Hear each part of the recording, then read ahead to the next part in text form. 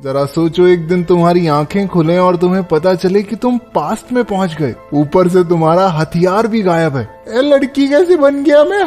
कुछ ऐसा ही होता है बोंग के साथ। बोंग साउथ कोरियन प्रधानमंत्री के ऑफिशियल घर में हेड शेफ की पोस्ट पर है।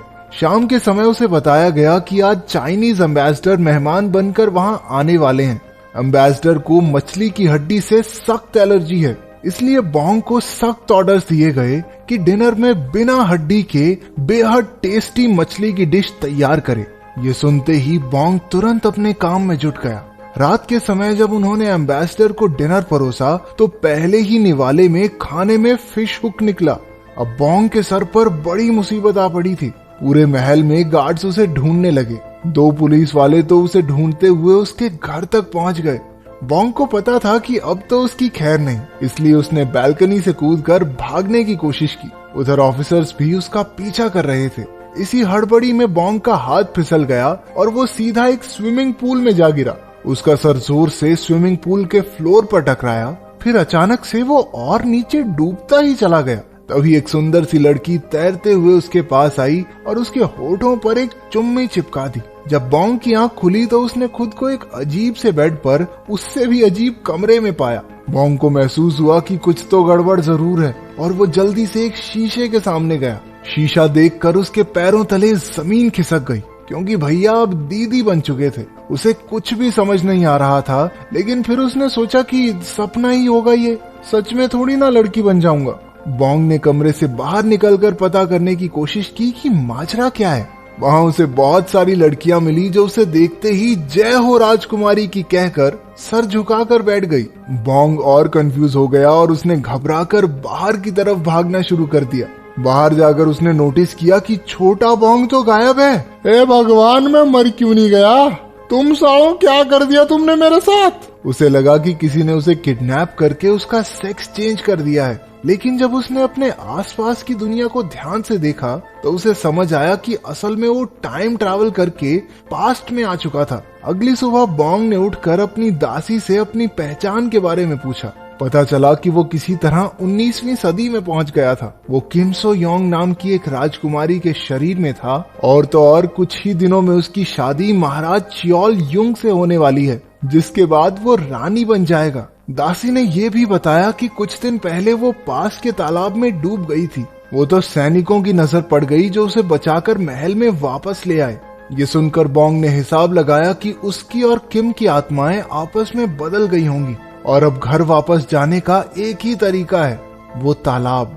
बोंग ने दासी से उसे तालाब के पास ले जाने को कहा। वो तालाब में कूदकर वर्तमान समय में वापस आने की तैयारी में था, लेकिन उसका प्लान मिट्टी में मिल गया जब वो सीधा जाकर कीचड़ में गिरा। बोंग ये सुनकर हताश हो गया, लेकिन उसे पता था कि उसकी मुश्किल का हल पानी ही है। जहाँ भी उसे पानी मिलता वो जबरदस्ती खुद को उसमें डुबाने लगता, यहाँ तक कि उसने पोछे वाली बाल्टी में भी अपना मुंह दे दिया, लेकिन कोई फायदा नहीं।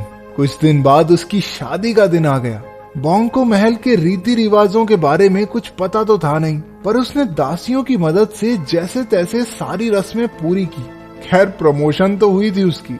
एक ही झटके में बावर्ची से रानी बन गया। बताओ और क्या चाहिए।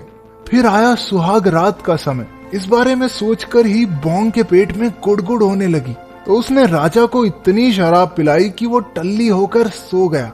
राजा के सोने के बाद ही बोंग ने चैन की सांस ली। अगले दिन बोंग के उठने पर नौकर उसके लिए खाना लेकर आए, लेकिन वो उसे इतना बकवास लगा कि अच्छी खासी भूख मर जाए। उसने शाही बावर्ची के लिए मैसेज भिजवाया कि उसे रामन नाम की एक जापानी डिश बनाकर दे। बावर्ची को ऐसा कुछ बनाना आता नहीं था, लेकिन फिर भी उसने जैसे तैसे कुछ तैयार करके भेजा। उसने डिश को कई बार बनाने की कोशिश की, लेकिन हर बार बोंग उसमें कमियां निकालकर वापस भेज देता। आखिरकार शेफ भी तंग आ गया और उसने हाथ खड़े कर दिए। उसने गुस्से में कह दिया कि अगर रानी जी को इतना ही पता है तो खुद बना ले आकर। बोंग को अब भी अपनी खाना बनाने की सारी टेक्निक्स याद थी। वो शाही किचन में गया और एक चाकू उठा लिया। सारे नौकर आंखें फाड़ फाड़ कर उसे देख रहे थे, क्योंकि बचपन से आज तक रानी ने रसोई में कदम तक नहीं रखा था। सब डरे हुए थे कि आज ये सब्जी के साथ साथ अपनी उंगली भी डालेगी खाने में। लेकिन बोंग ने बहुत तेजी से सब्जियों को छीलना शुरू कर दिया। उसने सब कुछ एकदम परफेक्ट और सही साइज में काटा और आखिरकार लजीज रामेन तैयार करती है। वो अपने कमरे में जाकर मजे से अपना बनाया खाना खाने लगा, लेकिन उधर किचन में शेफ को बोंग की काबिलियत से जलन होने लगी। उसने बाकी सबसे कहा, अरे ये खाना सिर्फ दिखने में अच्छा है, स्वाद होगा इसका एकदम टट्टी है। अपनी बात को सही साबित करने के लिए उसने बर्तन में बचा खुचा खाना टेस्ट किया। वो इतना स्वाद था कि उसके हाथ से चम्मच ही छूट गई। इसके बाद बोंग को एक तरकीब सूझी। उसने सोचा कि अपनी खाना बनाने की काबिलियत से वो शाही परिवार का दिल जीत सकता है। अगर उसने महारानी को अपने खाने से खुश कर दिया तो वो तालाब को फिर से भरने के लिए मान जाएगी। बोंग तुरंत किचन में गया, लेकिन शाही बावर्ची एक बार फिर से अपनी धौंस जमाने लगा। इस बार बोंग भी चिढ़ गया और उसने शेफ को खाना बनाने के मुकाबले के लिए चुनौती दे दी। पहले तो शेफ ने मना कर दिया, लेकिन बोंग के बार बार उकसाने पर आखिरकार वो भी मान गया। नौकर के घंटी बजाते ही मुकाबला शुरू हो गया। बावर्ची ने अपना चाकू उठाया और तेजी से गाजरे काटने लगा, लेकिन रानी के हाथ इससे भी तेज थे और उसने पलक झपकते ही एक खीरा काट दिया। कुछ ही मिनटों बाद बोंग की डिश तैयार हो गई और उसने बावर्ची से पहले घंटी भी बजा दी। वैसे हमारी रानी साहिबा मुकाबला जीत चुकी थी, लेकिन बावर्ची चिढ़कर कहने लगा, चलो माना स्पीड भी जरूरी है, लेकिन असली बात तो स्वाद की है। बोंग ने शाही क्विजीन एक्सपर्ट से कहा कि दोनों के खाने को चक्कर बताए कि कौन सा बेहतर है। उसे रानी की बनाई डिश बेहद पसंद आई और बोंग जीत गया। इसके बाद किचन का पूरा कंट्रोल बोंग के हाथ में आ गया। उसने महारानी के खाने को ध्यान से देखकर समझा कि वो चुन चुन कर खाती थी, क्योंकि हाल ही में उनके दांत में दर्द रहने लगा था। तो बोंग ने फैसला किया कि वो महारानी के लिए नरम खाना बनाएगा। उसने बड़ी मेहनत से आलू और दूध की एक डिश बनाई और उसे कुछ फूलों से सजाकर दिखने में भी खूबसूरत बना दिया।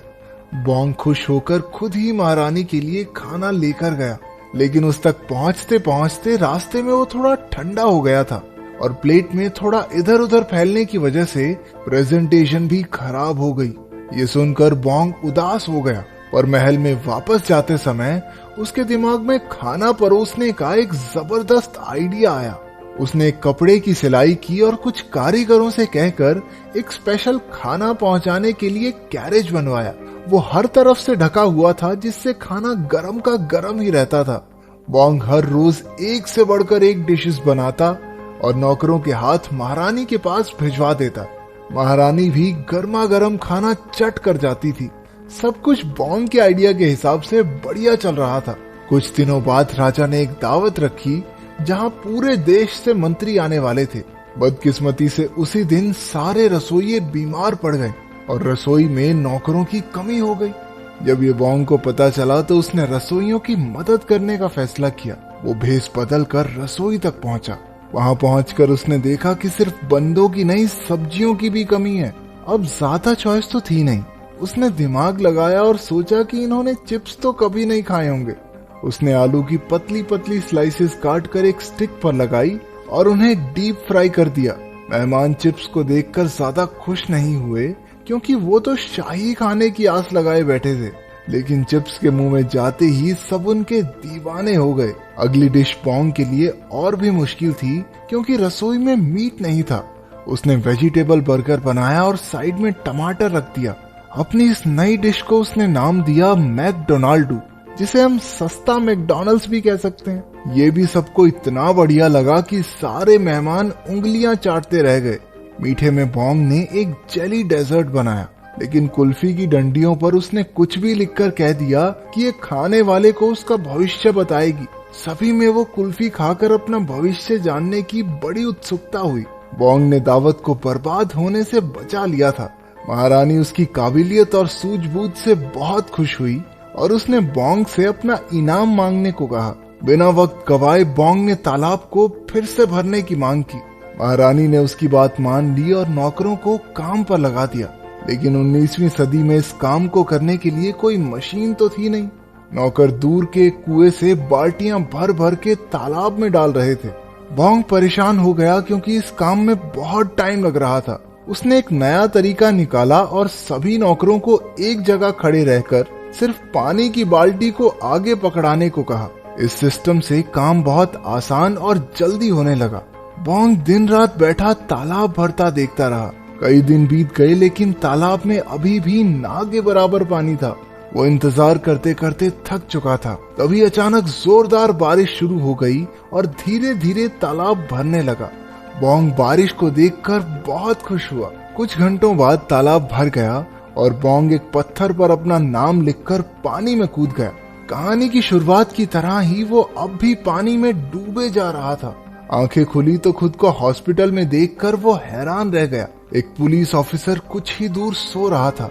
उसे लगा कि खाने में वो फिश हुक मिलने की वजह से वो उसे गिरफ्तार करने वाले हैं। उसने धीरे से वहां से रफू चक्कर होने की कोशिश की, लेकिन ऑफिसर एन मौके पर उठ गया और तेजी से उसका पीछा करने लगा। बोंग उससे तो दूर आ गया, लेकिन सामने से 2 और ऑफिसर्स ने उसे घेर लिया। किसी तरह बचते बचाते वो एक लाइब्रेरी में गया, जहां उसने हिस्ट्री की एक किताब ढूंढी। वो 19वीं सदी की जोसियोन डायनेस्टी के बारे में पढ़कर मुस्कुराया, क्योंकि वो भी अब इतिहास के पन्नों में दर्ज हो चुका था। लेकिन उसी वक्त पुलिस वाले भी वहां आ पहुंचे। बोंग ने एक बार फिर से भागने की कोशिश की, लेकिन एक ऑफिसर ने उसे बताया कि वो उसे पकड़ना नहीं चाहते। पता चला कि उसके टाइम ट्रैवल की वजह से प्रेजेंट भी बदल चुका था। अब पुलिस उसे पकड़ नहीं रही थी, बल्कि उसे सिक्योरिटी दे रही थी, क्योंकि बोंग ने जासूस बनकर एक करप्ट नेता का पर्दाफाश किया था। बोंग ने तुरंत एक कंप्यूटर में सर्च करके पता लगाया कि वो सच कह रहे थे। आखिरकार वो एक सड़क पर खड़ा सोच रहा था कि कैसे इतिहास के एक छोटे से बदलाव से भविष्य पर इतना असर पड़ जाता है।